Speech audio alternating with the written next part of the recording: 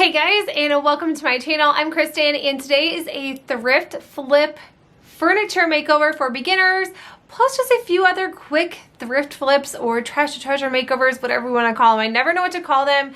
I prefer a thrift flip, thrift makeover, trash to treasure. It just depends on what day of the week it is, I suppose. This is also a collab with 3 other ladies on YouTube. I am super excited to be part of this collab. So yeah, let's get into the thrift flips. Promise you, they're super easy.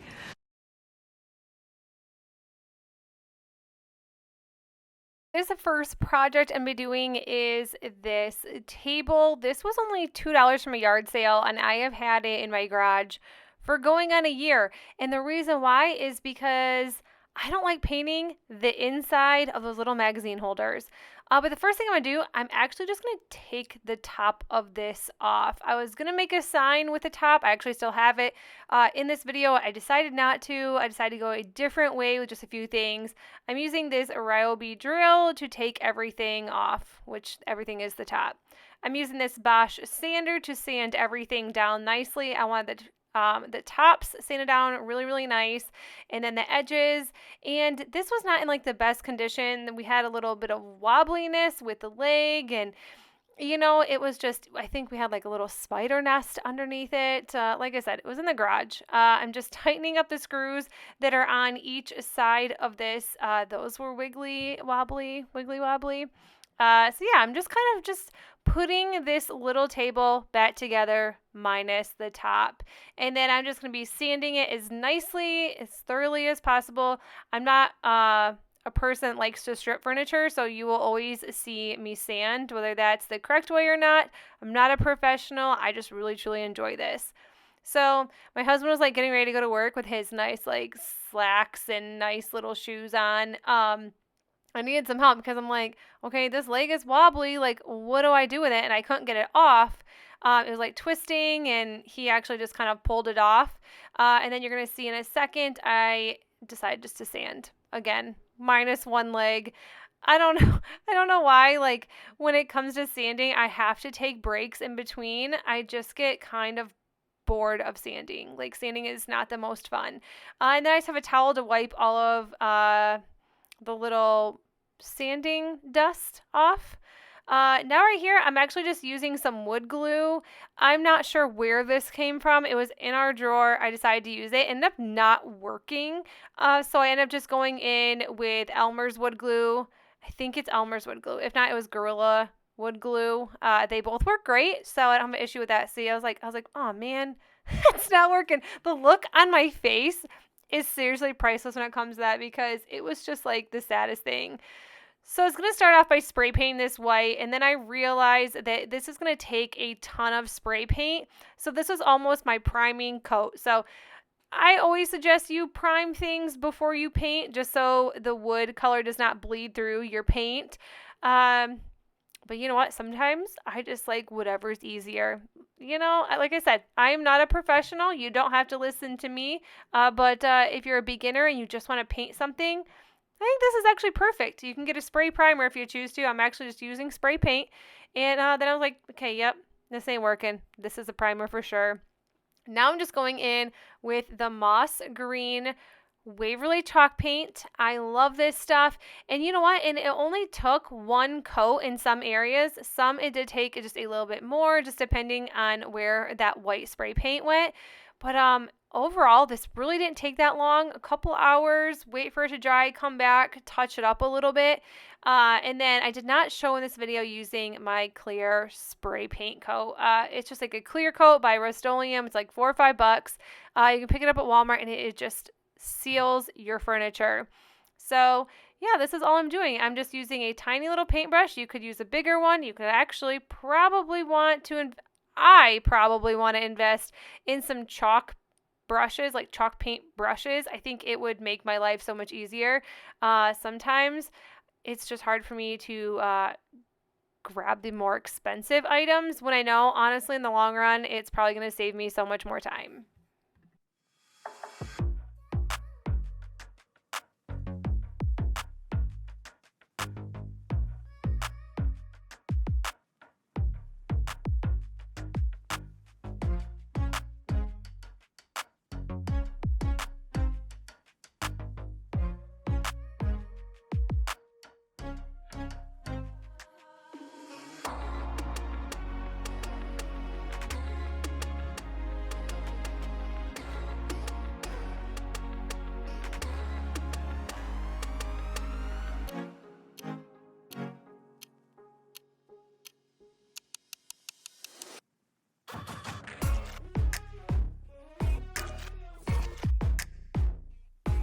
Okay, so on to the top piece of this table.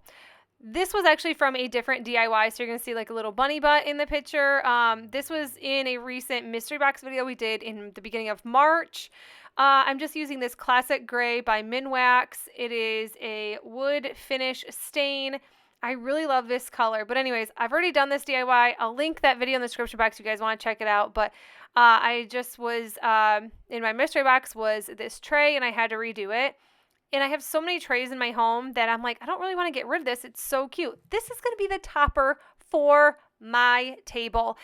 I was really inspired by this piece I seen at Hobby Lobby. I think it was all white. And it kind of just really like looked at me like, I don't know. It was just really neat. It was over $100 or something like that. And I'm like, I could get a tray and a wood table, put it together. The Homestead, I used a chalk couture transfer along with the eucalyptus chalk paste and bright white chalk paste. I didn't say that because obviously I am rambling on. And now here I'm just in my craft room. After I painted it, it's all done, and this is what I figured out. I was like, let's make sure this actually fits. Yeah, that's what I was doing to make sure it fit. Now I'm just using some wood glue. This is Gorilla Glue, by the way, and I put it on the table and realized that there wasn't even part of the tray that I could glue on. Anyways, I just ended up rubbing it with my finger onto the tray and wiping it off on the sides. There was a little bit of like bleed off or bleed through, but it actually dried really nice and really clear. And this is what the table looks like when it's done. I think it's so neat. And it was only a few dollars to make, which is even better. I love finding inexpensive, cheap furniture that people just don't want, or they buy it to redo it and then they don't want to redo it. So that's perfect.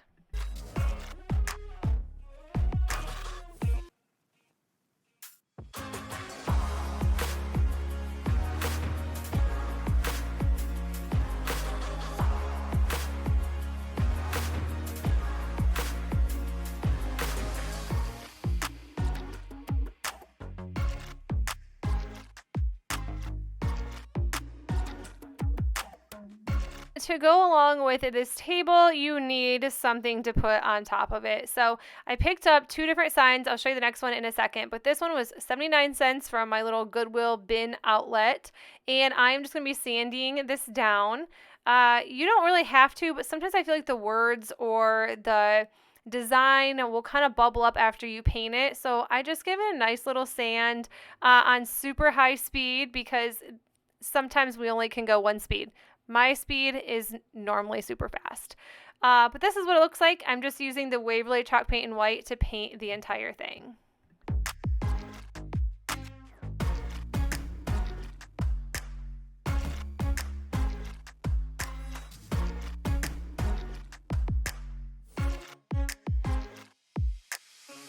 Transfers are brand new to me. I found them on Etsy. I actually found them on Amazon and found them on Etsy for cheaper. But I love rub-on transfers from the Dollar Tree, and I was trying to do bigger and better things with some of my home decor. So I paid a little bit more for these. I think they were $15, maybe $16.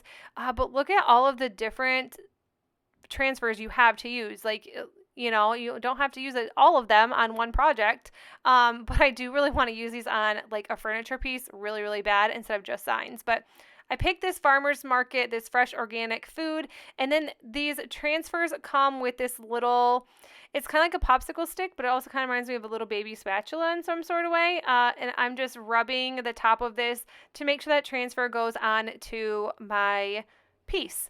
And then once that was done, I peeled up very slowly on the plastic because I did not want to ruin these because I did pay a little bit more money than $1.25. I wanted to make sure that this was going to come off perfect. And it did. And that is all for this one.